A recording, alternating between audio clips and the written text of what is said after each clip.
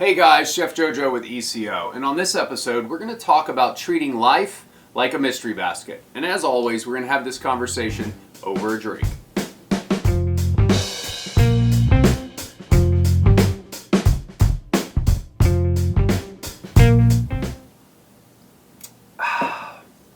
Well, that's tasty.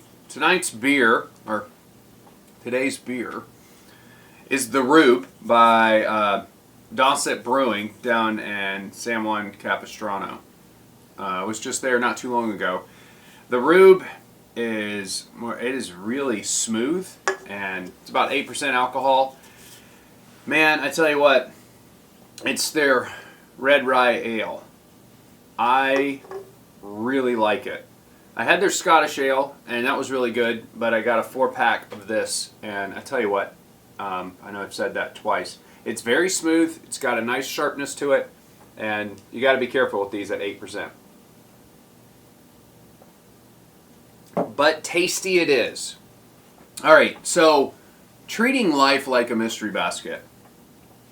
You know, I was thinking this last week, I've been doing some cooking around the house and really just trying to utilize the product that we have here, and I've always prided myself in taking things and making them into something else without really needing a lot of recipes or anything like that. I don't know if you guys cook that way, but if you give me a bunch of ingredients, I really get stoked and I start just creating and making the best things that I can out of the ingredients that I have. And I was noticing that over the past, year or whatever, that's, kind of what we've had to do.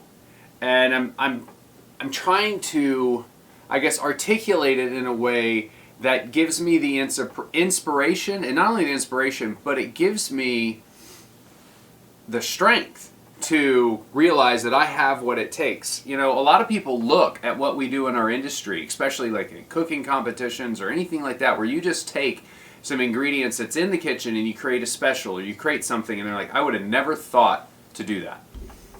You know, we're kind of an amazing industry that lives on that. We take things that we see that other people are doing, and we incorporate it in what we do, and we create this amazing either experience or dish. And it's basically a mystery basket. Now, I don't know how many of you guys have had to do the mystery basket either for a job interview or just, at school or just in general. Somebody's like, here's 8 ingredients, use them all. And you know what? Sometimes the ingredients can really suck. They can all not really match, and you have to find a way to blend them together and make the theme work. People have always said, if life gives you lemons, make lemonade. But I think lately, it's not just lemons that it's giving us. It's giving us all sorts of things that we have to figure out how to work through.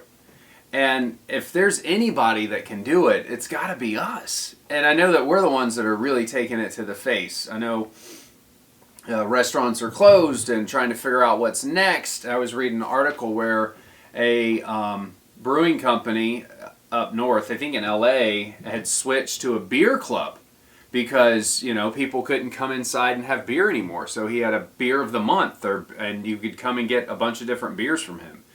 He took what he had in his mystery basket and he tried to make something out of it. I mean, cream will rise to the top, right? And we're the industry that stretches things to make it last or to make it work, There's always that. You guys remember when you used to send somebody that just started in the kitchen, or they'd send you, which I think happened to me, where it's like, you need to go get that chicken stretcher. It's on the other side of the kitchen, or, and you're like, a chicken stretcher? I've never heard of that. And I just, you just wet behind the ears out of culinary school. You're running around looking for a chicken stretcher or a left-handed saute pan. Anyway, let me digress from the chicken stretcher, but it's the truth. We take things and we make them last. Like, you've only have, X amount of sauce for the plate up. Well, for some reason, you got it to work for all 85 plates or 100 plates. You stretched it. You made it work. I think that's what we're going to have to do here. We're really going to have to take these ingredients and try to find out how we're going to make a beautiful dish. Otherwise, we're going to perish. And that's a little scary for me. And it's the theme of a lot of the conversations we're having. And not to show any date or anything, but I think tomorrow is what they call Blue Monday. It's one of the darkest days of the year, and people become depressed. And I was on a run this morning, and I had been talking to Gina about this, and she's like, you guys really should focus on the mystery basket. And that's like, that is such a brilliant way for me to inspire myself to see what is next. I don't know about you guys, but when I get backed into a corner or I don't have any other options and it's like you really need to take care of this so you can take care of your family, I find a way. I always have. And, I've been in a lot of situations where I had no idea what the outcome was going to be. Even if you want to get literal, even in a mystery baskets, cooking for job interviews, I had no idea what I was going to get. I had an inkling, I had a plan, but sometimes your mystery baskets give you a dish that allow you to get to another level where you realize, oh man, let me go back and tweak that. And now, let me put this with that. And it allows you to springboard to something else. Your mystery basket, whatever it might be, might have a planned menu that you've written out with your ingredients.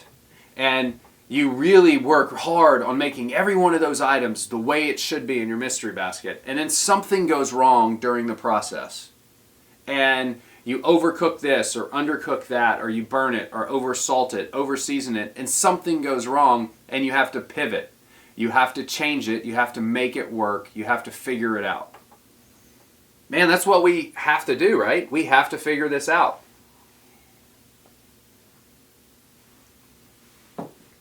I know sometimes when I started out with something and I thought it was going to get me here, I ended up a little bit over to the left or the right, and it wasn't as bad as I thought it was going to be. It actually was a better place. We have to take risks, and you have to be willing to do the work and to put some time in. But look, life is tough. And what we have to do is take these crappy mystery box, whatever they're giving us, or this mystery basket, and make it work. I'll leave you guys with this.